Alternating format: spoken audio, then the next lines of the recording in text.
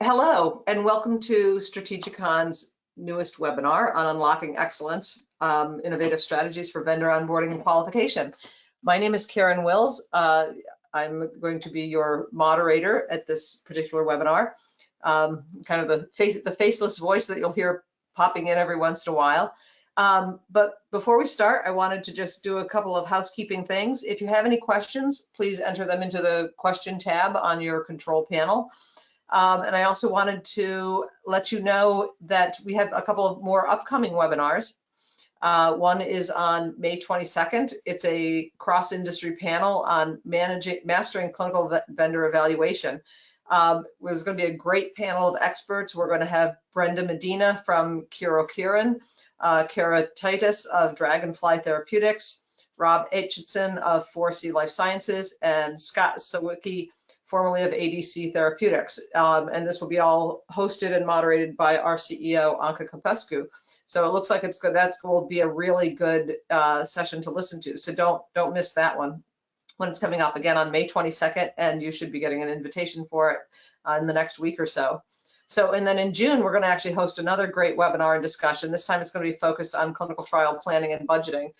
We know this is the time that pharma and biotechs usually start looking at their budgets for the 2025 season, and yeah, we're going to see what we can do to help you out with that as well. In terms of Clinical Maestro Portfolio is simply the most accurate benchmarking tool that the industry has today, so certainly something that you should take advantage of.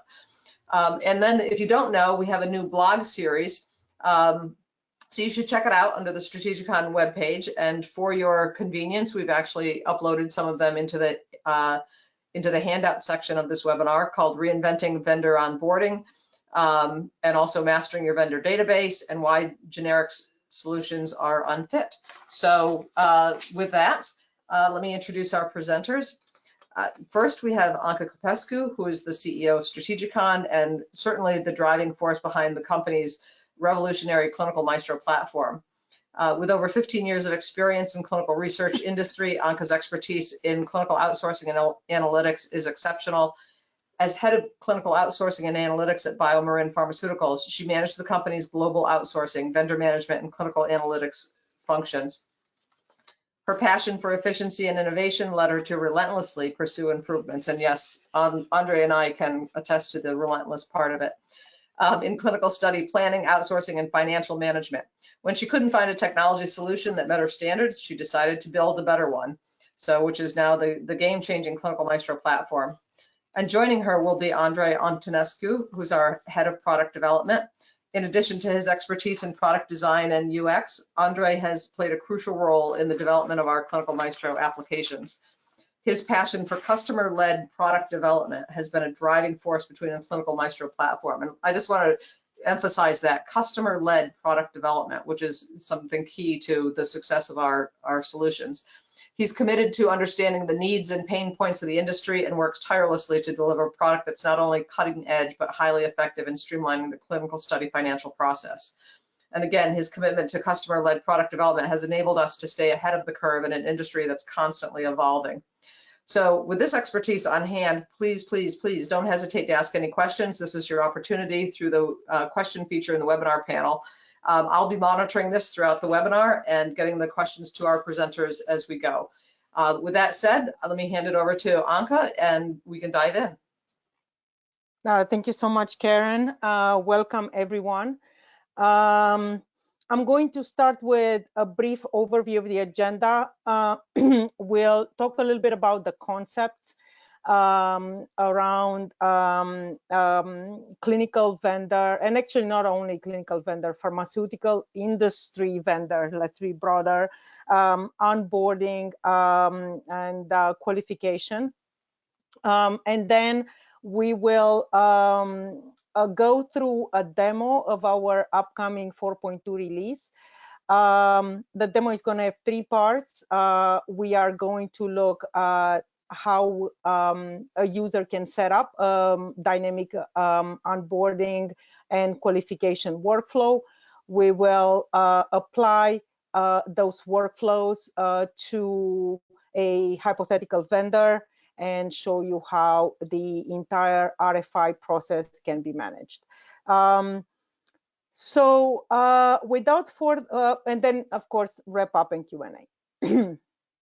So without further ado, I think what I'm going to say now, it's industry knowledge that most pharma companies use Excel or generic solutions to manage core aspects of their clinical business operations activities. We call it the high cost of doing nothing. By maintaining that status quo, there are a number of pain points that have been called by essentially almost everyone we speak to, whether it's a demo or an engaged conversation about industry pain points, and you will see some of that reflected in our blogs as well.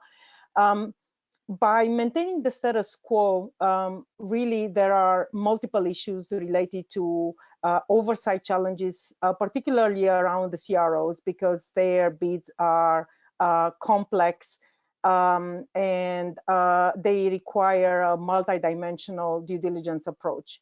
Of course, a lack of transparency into how the CRO or other vendors are using the study assumptions in order to price either initial work orders or change orders tends to lead to budget overruns and underestimation of the clinical trial costs.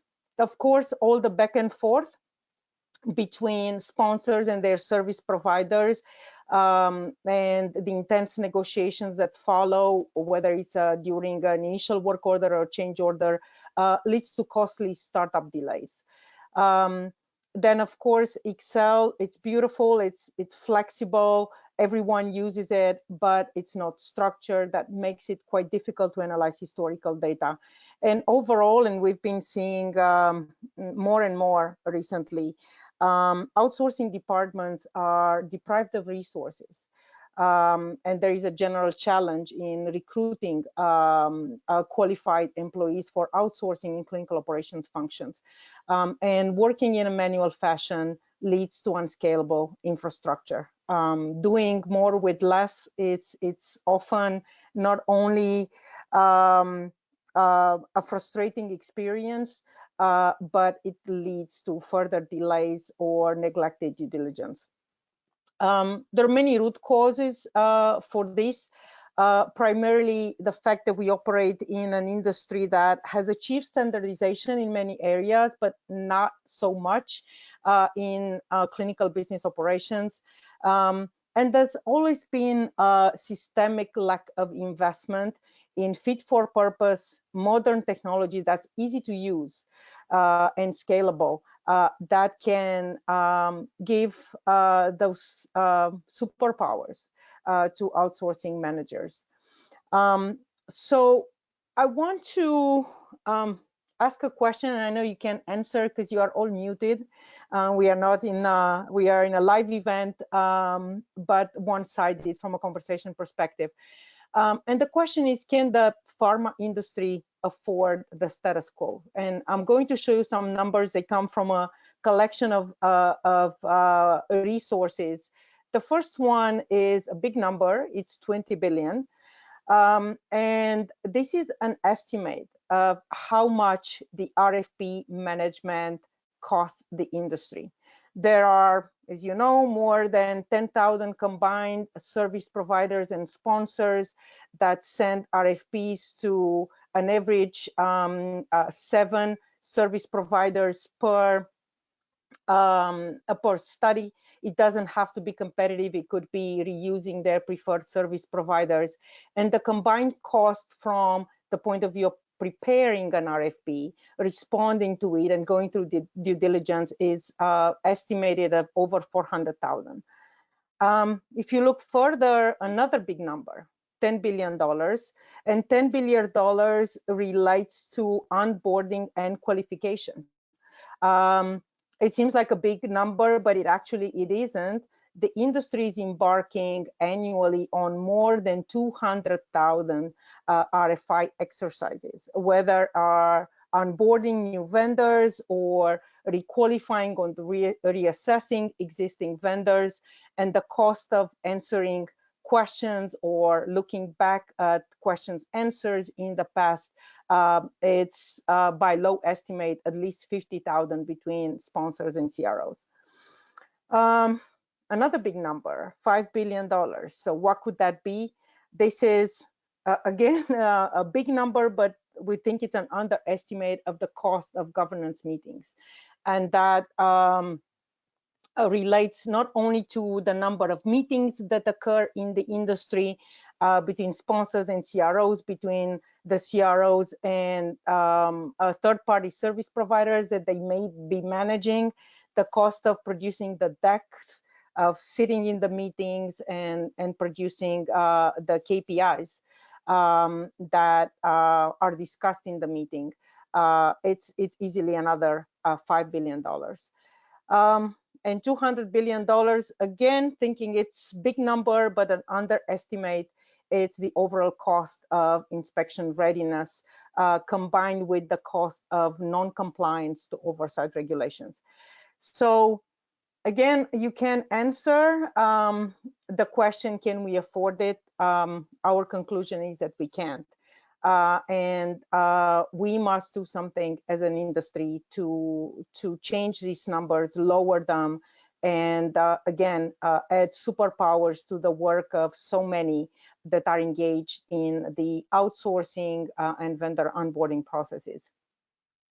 So this image, it's meant to be generic, and it's a representation of some of the pain points that we are seeing in terms of vendor management. Of course, each company has its different nuances. The roles may vary between study manager, vendor manager, category manager.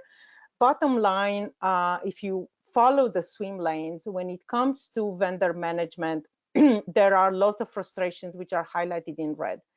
Cleanups teams typically don't have enough visibility into what's happening in vendor onboarding or in vendor qualification, on what other teams may be doing in procurement or sourcing, and they oftentimes struggle finding information about the vendors that are available to use or their ongoing performance. So there is a lot of herding of the cats and Excel trackers that tend to unite information that typically resides in multiple systems or is kept natively in Excel. Further, when you look at the oversight and performance management aspects, it's again very heavy Excel with, you'll see in the survey that hopefully you will complete, but from data cuts we've already taken from the surveys, the over-reliance on the CRO to prepare the KPIs and to bring the visibility into performance. It's quite challenging since the sponsor is not oftentimes not in the driver's role when it comes to looking at metrics and analyzing performance. So these are some of the challenges that we've been seeing. You may be recognizing some of them, maybe different nuances. That's why your participation in our vendor survey is very important, not necessarily to us, but to gaining a better understanding of the industry pain points. If we were to summarize them at a very, very high level, what we are seeing is too many disjointed systems or no systems at all. Too many owners. There are multiple stakeholders from outsourcing, procurement, QA, cleanups, IT that participate in the onboarding, due diligence, and performance management of various vendors. Of course, everybody's complaining about the effort because when there is no connectivity or continuity between different systems, that creates a challenge and the need to invent new trackers to keep the information together that are updated manually. And then naturally leads to not having enough analytics or not being able to detect risks early on that may lead to non-compliance. So again, I mentioned the industry survey. There is a link on this deck. I believe maybe a link on the handout as well. If you could participate, we would greatly appreciate it. But we would like to take your temperature live in the call, if possible, by giving you a few polls and making sure that you are engaged. Karen, can you help us out here? Yep, everybody should be seeing the first poll, which says, in your current role, what are your top 2 pain points? And your choices are new vendor qualification and maintenance category. So, and actually, let me give you a little bit of description on that. So that means coordinating multiple questionnaires, internal stakeholders to perform new vendor due diligence, qualification, and onboarding. Category management. Karen, sorry, I'm not seeing the polls. Well, it's because you're a panelist. You're not going to see it. I see that. I can see the. Okay. Sorry. Go ahead. Yeah, that's okay. Category management, tracking vendor contracts and services at the service and study level. Managing vendor governance, establishing and managing oversight structure, tracking governance, meeting minutes, action items reported, reported metrics, and then anticipating vendor risks. So vendor performance, issue tracking, lessons learned, performance alerts. So we have actually a good number of you have actually already voted. So thank you so much for that. That's great. So we'll give it another few seconds here. So kind of going once, going twice. If anybody else wants to jump in, give us your perspective. All right, I'm going to close the poll now, and then we will see the results. Can you see the results, Anka? I can't. Right. I'm dying to see the results. I don't know. Maybe the audience is seeing them, and I don't. Otherwise, I don't know why. Let me just give me 1 second. Change presenter. I can see them fine. So. You can see. Okay. Oh, you can see them. Okay. To Anka. So okay. Okay, I was seeing them. I was seeing them. Can you put them back so we can comment? Yep. I was seeing them, but just very much in passing. If you can put it back up. Yep, you should see it back up now. So we have new vendor qualification and maintenance is at 29%. Category management is at 14%. Managing vendor governance is at 14%, and anticipating vendor risk is by far and away the biggest pain point at 43%. I'm not surprised. It's consistent with the result that we've seen in the larger poll, and I truly think it has to do with the lack of transparency. Part of it has to do with transparency in metrics and governance and not being in the control seat.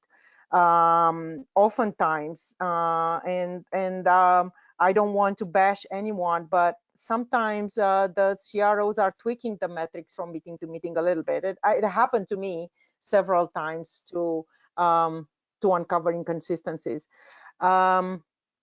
But I'm not surprised this is the biggest pain point, and that's something that we are working on addressing as well as part of our roadmap. Excellent. All right, would you want to go to the next poll? Let's do it. Okay, so the next question we're going to ask you, so there's only 3, this one's much simpler. How do you currently manage your vendors? Are there multiple systems that are not connected? For example, a QMS system, a survey system, generic vendor management system or applications plus Excel trackers, or no system really, just we're using Excel to do it, or you do have a central vendor management system. So I'll give you a minute or so to vote. I see a couple of you kind of jumped right in.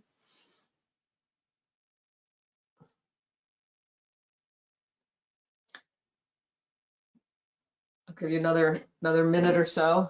Well, actually, I'm not going to give you an entire minute just for the record, but I'll give you a few more seconds.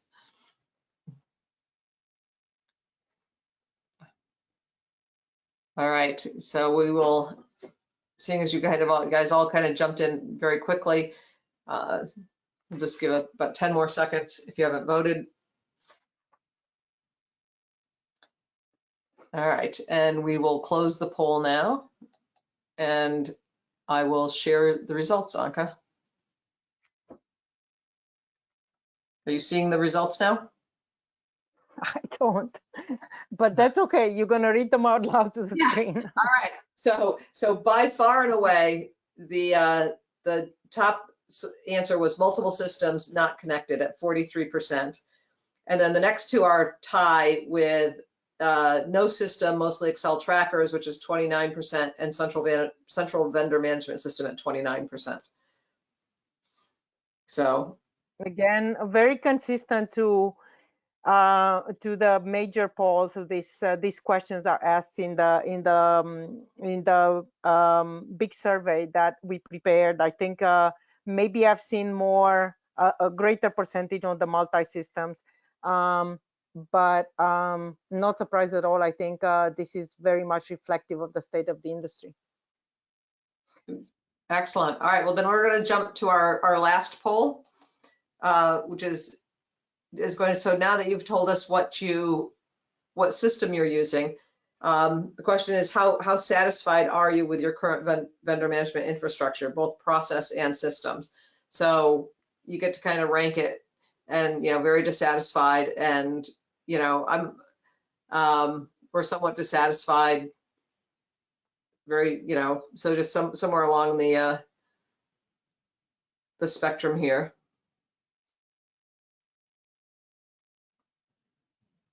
So we'll give it they're all coming in. Interesting.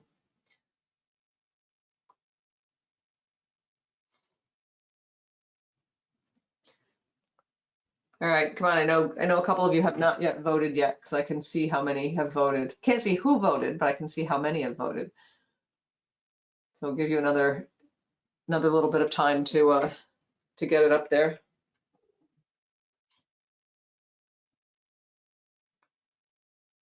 All right, so we'll just give it another 10 seconds. If you haven't voted, we'd really appreciate it if you would jump in and give us your vote. And then we will close the poll. All right, so we're going to close the poll now, and I'll share the results. And for Anka's benefit, so very dissatisfied is 17%, Anka. Somewhat dissatisfied is a whopping 67%. And then somewhat satisfied is 17%. So from the dissatisfied, you have, if I do my math correctly, you have like 84% are either somewhat or very dissatisfied. And then the others are just somewhat satisfied. Nothing in neutral, and nobody's very satisfied. Yeah, that's the state of the industry, I think, across the board, across many pain points, not just related to vendor management. I think we all want to see more in the satisfied bucket. There will be some that will never be satisfied, I guess, regardless. but changing that percentage to a higher level of satisfaction, that's certainly one of our goals. And I think it doesn't have to do, of course, only with systems and application. It has to do holistically with changing processes and embracing transparent communication for effective collaboration. So thank you so much for answering to the polls. We'll publish them as well, and we'll try to collect more and more data and share them with the industry. So we know where to focus as an industry, and which points are important to address. So I assuming you can still see my screen. I can. No, just share your screen again. Okay, so show screen. There you go. Now we got it. Okay. Okay. So my part of the presentation, it's almost done, but this is a bit of a picture of where we are, what we are trying to achieve, and with our vendor management solution vision. We think it's game changing, and it's game changing because of its multidisciplinary, multi-scope approach. When we thought about the roadmap of the product, when we thought about what we want to achieve in the end, we wanted to be able to build efficiency and automation and cost savings in multiple areas. We started with category management. It was somewhat of a low-hanging fruit in terms of creating comprehensive vendor data banks and having an advanced search engine, so you can easily find your own vendors. It's not a matching engine in the sense of a marketplace, and easily manage different vendor categories. Then we focused on these two circles here, new vendor qualification and risk scoring, and that's what you will be seeing in the next few minutes with Andrei's demo. Where we are focusing next and hope to achieve in multiple releases, first one being scheduled at the end of this year, is the existing vendor performance that seems to be truly a pain point for many. What we are trying to achieve overall, other than we're not trying to just build features and functions. What we are trying to do is create a set of tools that will enable you to maybe get rid of some of those trackers and disparate systems, so you can have a central vendor management system that you can rely on. We do want to cut those $1 billion of costs by not only reducing the cost of a vendor onboarding and RFI, RFP management, but accelerating study startup, which is so important, not only to you, to your service providers, and to the patients. And be able to create solutions that seamlessly integrate with your ecosystem. We don't necessarily want to be the jack of all trades, but we want to be able to integrate with other systems you may have in the organization, be general procurement or a QMS system or any other systems that you may be using. The next slide is a bit of our vision of what we hope to achieve. A overall simplification of that red slide before.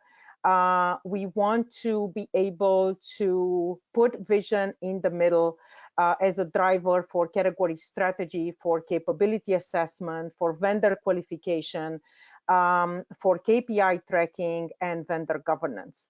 And by doing so, bringing closer the study managers, the project managers, the vendor managers, procurement, sourcing, stakeholders, finance, many others that are not represented on the swim lanes.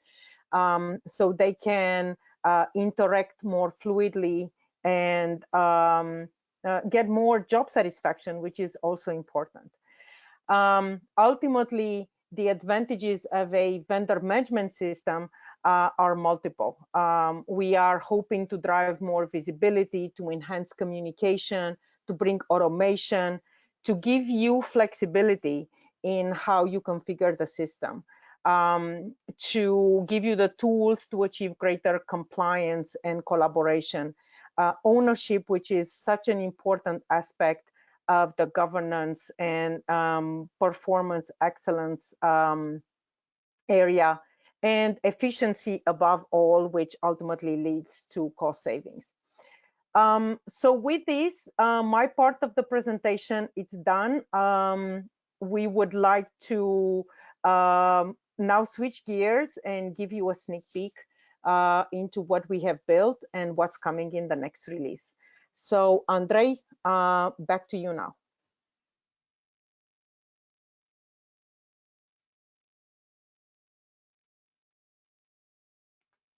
I'm not sure. Andre, you should be the presenter now. Works. You are? Okay. Yeah. And now I can finally see myself. Okay.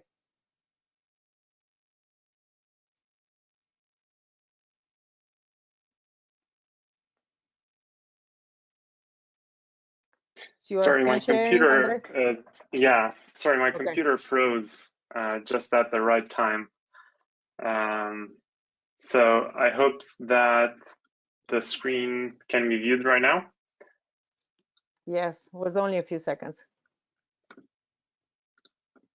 Perfect. So I'm in Vision right now, and I want to show like some of the new items we are releasing as part of release 4.2. And we showed sort of the category management aspect of the system.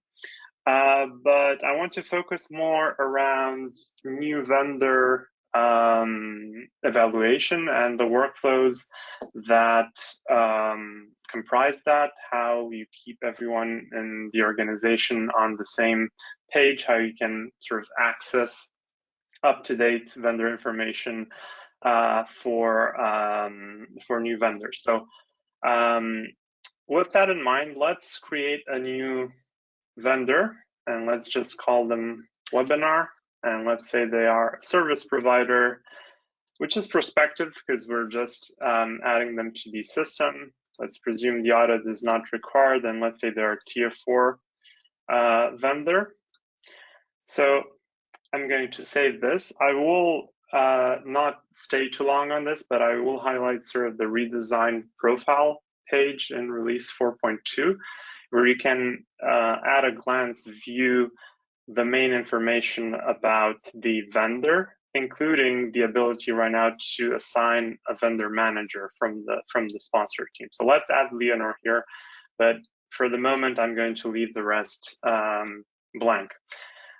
I'm going to focus next on their specialization. So this is where you can add, for example, their TA focus, their phase focus, and more importantly, if I just save this, also their capability. So this is important because we've now added the capability of configuring workflows for vendor categories. So for example, if I say that this vendor is a systems vendor, and I save this, and if I go back to the profile here, you will see that there's already a qualification workflow applied based on the category that just added, which is category specific. So you can have either generic workflow or you can have a category specific workflow. For example, maybe for labs vendors, you are going to have more touch points along the way. And this just helps keep everyone on the same page, and it allows, for example, people with only view access, for example, in Vision know that, okay, do I have a CDA with this vendor? Have they gone through an RFI? Have they gone through an IT review, and so on? So how is this managed? Of course, these are configurable at the administration level by system and business admin. So you get to design these workflows as you want. And once they're applied, let's open this up and see what happens. So when you're first applying it, it's going to ask you for a due date on the first step. So let's say that I expect the CDA to be completed in May. So I'm going to save this, and you'll see now that the due dates for the rest of the steps are automatically determined based on how you configure them. Each of these steps have one or multiple owners, and you have various control options for how you can either skip a step or how much approval do you need from how many owners to proceed or not at a step level. There's also the option of who gets to change these workflows once they are applied at a vendor level. So this is just an example workflow. As I said, it's configurable, but let's say that right now, since I am the owner of this first step, the CDA step, I actually have signed the CDA, so this is ahead of schedule. So let me go back here in our vendor, and I'm going to go in and add the CDA, which is something you can do in the service agreements area. So I'm going to create a new NDA, and let's say that this is the 2024 NDA, and let's say that this is from today until maybe end of the year, for example. So I have created the NDA. I can also go into the profile here and add the actual document, the executed document, and save this so I have it tracked. And I'm going to grab a link of this NDA from here, and I'm going to go back to the profile of the vendor, into the workflow, and I'm going to actually complete the step and add the comment that executed NDA is tracked in, and add the link for the vendor. So now anyone who wants to easily find this can go to the main profile, see that the NDA is executed, and see the comment to actually find the link. Now, since I completed this step, there's a comment I want to make around keeping the owners responsible for this workflow in communication loop. So since this step was completed, it means that the second step can be started. So now the respective owners will have received the notification regarding this on email. And I can also tag specifically contacts that, for example, please start the RFI process. So this is a new item in 4.2. You can now tag people, both vendor and sponsor contacts, in threaded communication. They will get a notification with a link to the respective area in the system where they were tagged, and the contents of the comments. So now you can aim to reduce email communication and keep everything in the system. So one other item that I would like to mention here, these are sort of steps which, as you see, are up to contracting. You can also add governance items here, so things which are sort of repeating, because you can, once you mark a step as done, you can reopen it, for example, in the next year in terms of governance steps. So this is very flexible. You can also use it from an issue escalation workflow as well. So it's completely configurable, but designed with vendor evaluation and qualification in mind. So I wanted to make a few comments before going further. First of all, just kind of a sneak peek into the design process for all of this. We've conducted many interviews. We also have a steering committee for our vision product, and we've seen many trackers. And I say trackers because we haven't found a system to really hold these steps together and allow this level of ownership. but we've seen lots of trackers every time a new vendor is onboarded, and with lots of email communication and notes, and really, again, herding cats in terms of the due date and updating the tracker. It has been completed on which day, by whom, and send another email, and I have not seen the email. And to me, when we were designing this, we had a couple of things in mind: ease of use, having a workflow, and being able to herd the cats, again, an expression that I used before, of looking at multiple internal stakeholders that are part of the process, and simplifying and aiding the time that it takes to complete these steps. The other comment that I wanted to make is Andre was adding an NDA attachment in here. The system can also be integrated with a contract management system if you have one. So the NDAs could be in Maestro, it could be in different systems. The point is being able to navigate easily from one system to another. So again, that saves time, and it saves significant effort. So just a snippet, I'm sure that many of you have the types of trackers that we've seen, and hopefully you will replace. Andre, back to you. Thank you, Anka. Yeah, so now I'd like to move on to like the second step in terms of RFI capabilities, which are managed in source. I do want to point out that in the fall release, we are planning of offering evaluation events and surveys into Vision directly. So those would be more for handling steps 3 and 4, for example, in this workflow. Step 2 right now is focused on Vision, on RFI capabilities. Sorry, on source. Kind of a slip there.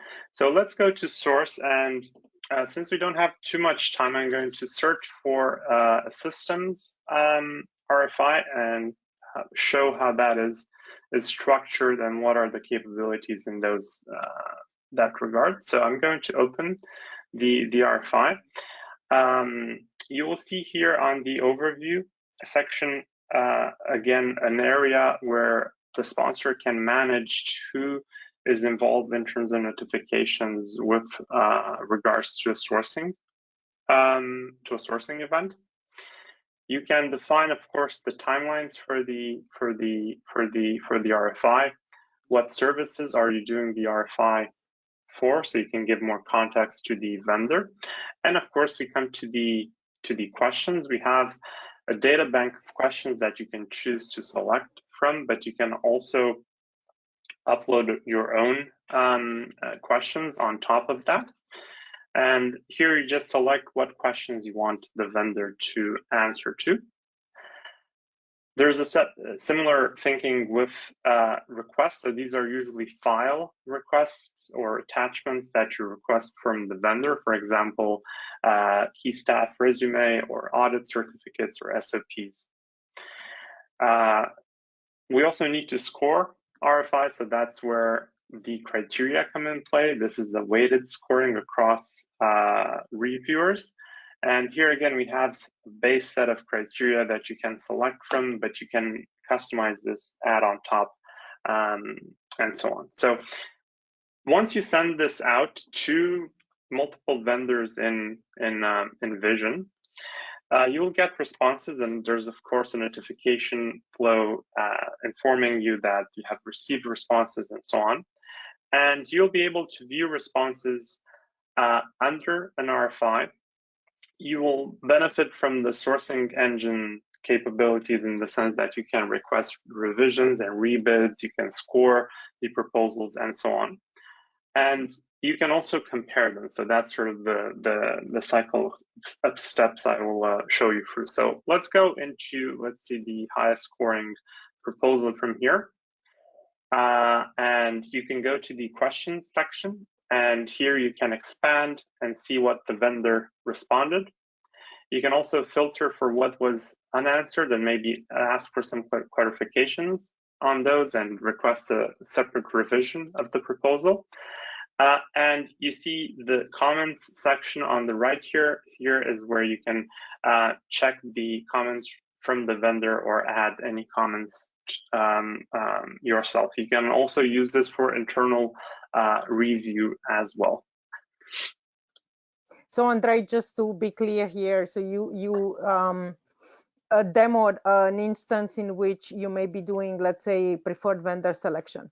So you might already have a number of vendors, and either prior to an RFP or as a distinct exercise, you may want to ask the same questions to multiple vendors.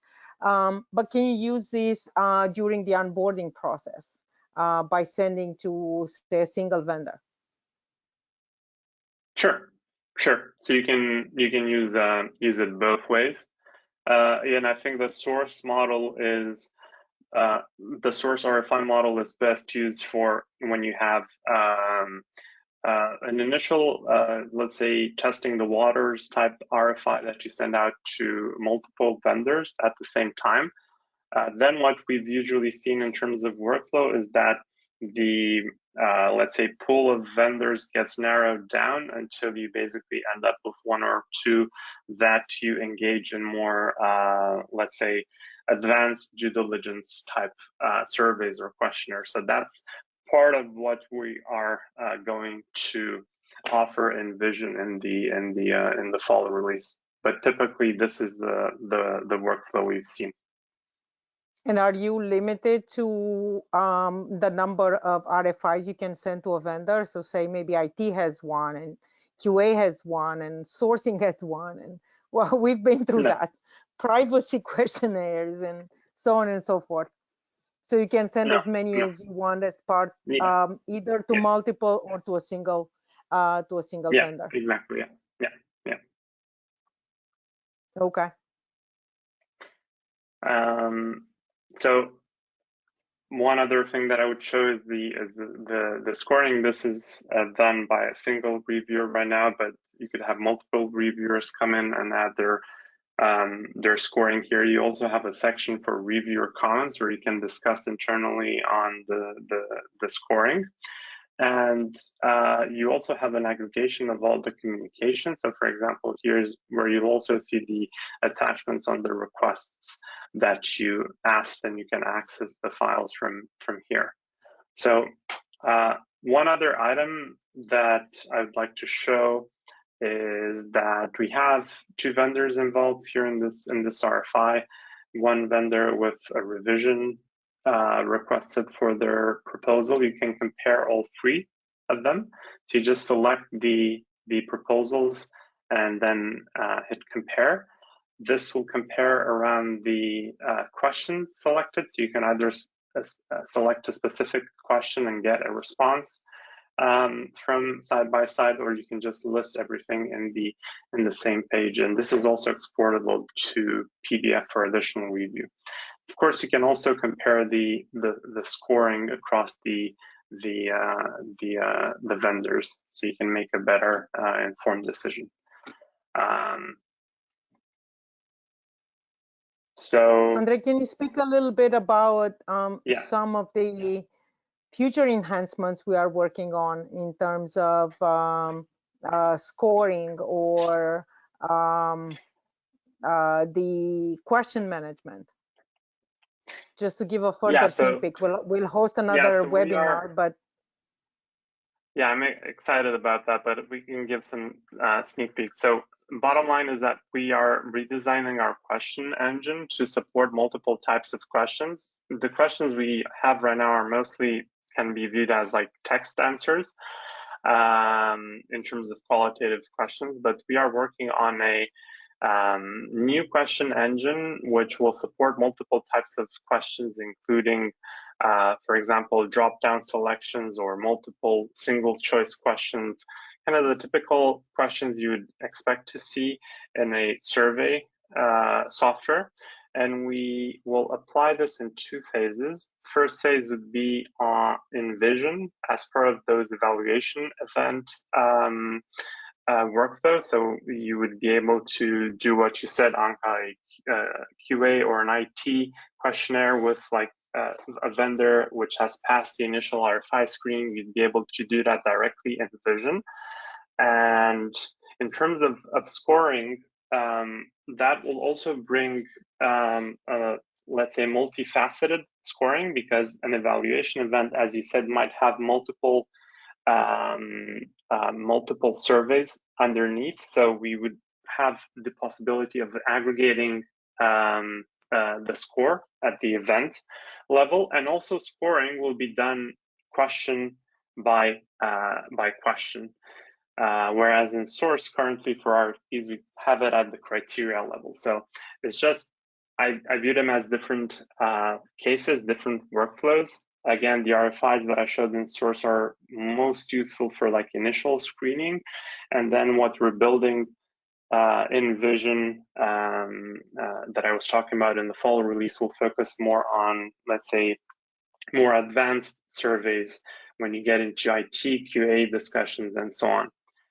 We will, of course, also use those new question engine in source as well. So you'd be able to have multi-choice, single choice, and different types of other questions in RFIs and RFPs as well.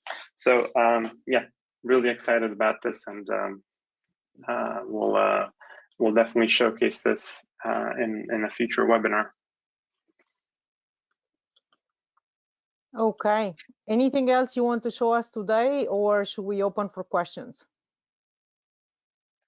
That would be it from my side. Thank you. Okay. Then I'd say we are just on time. Hey, Anka, we do have a couple of questions. Yep, we have a couple of questions that came in. Okay. All right, okay. Are you ready? Keep us on fire.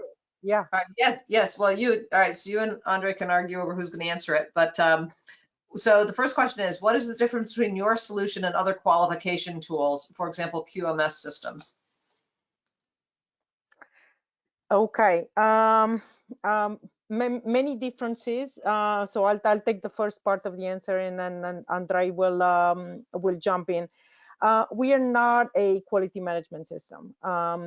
We are focused on holistic vendor management, not only limited to clinical, but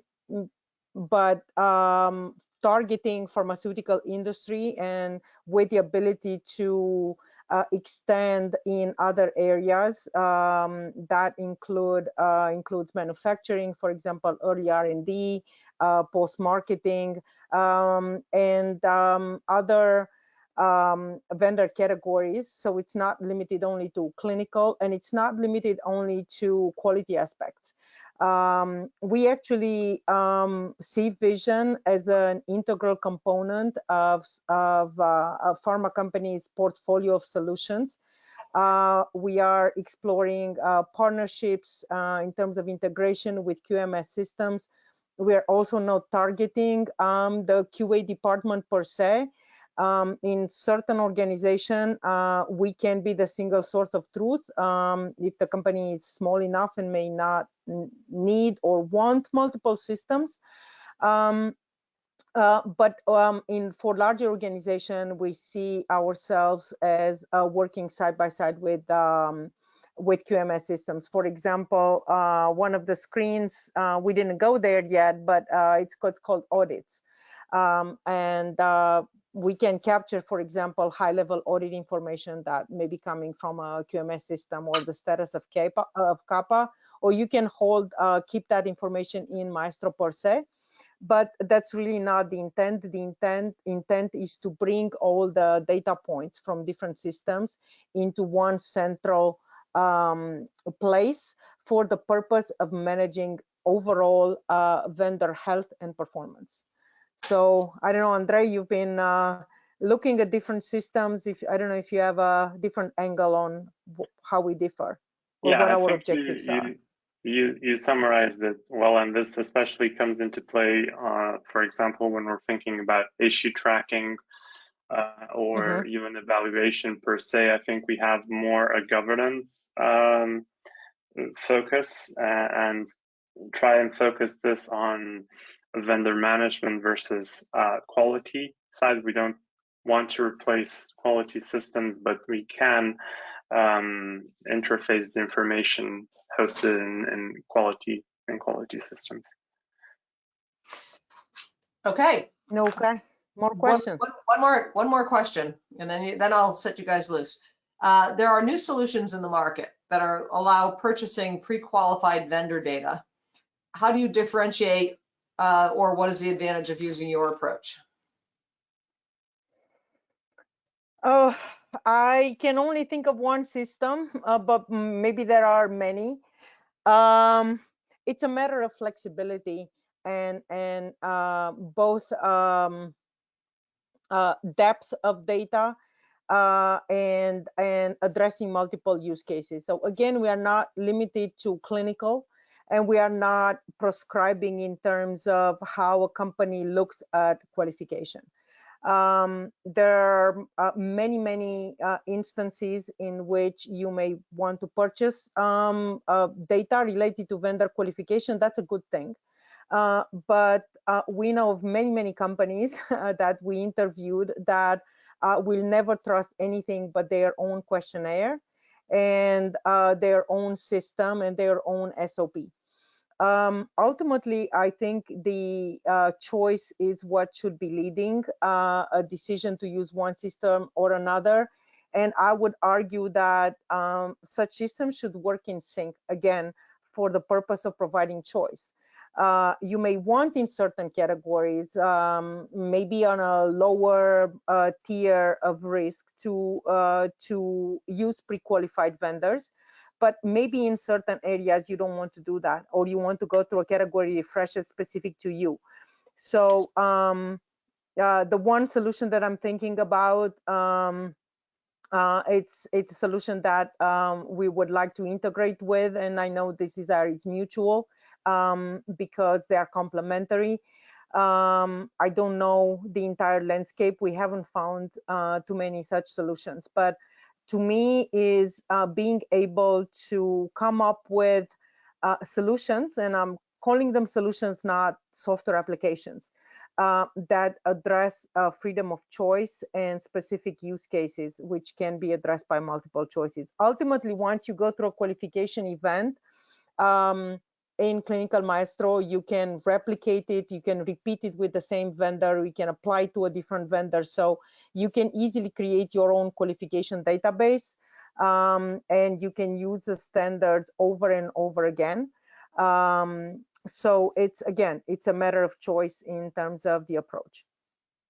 I don't know, Andre, what your thoughts are. I think you summarized it well. I think it makes sense more for categories which are, let's say, have less steps or have less complicated evaluation workflows, because ultimately it's a matter about trusting the respective evaluation, and if you still need to do some checks on top of that, you will need the workflows that we presented today. So I think it's something that we may explore on, let's say, non-CRO categories in the future. But since we started on CRO and, let's say, on the more larger categories, we chose this approach of letting the sponsor basically control this. Okay. Well, we don't have any other questions. No other questions. So we will end the webinar now. Don't forget to download the resources that we've added to here. And if you guys have any questions, please don't hesitate to reach out to the team. So thank you very much. Appreciate everybody joining. Thank you. Thank you. Bye.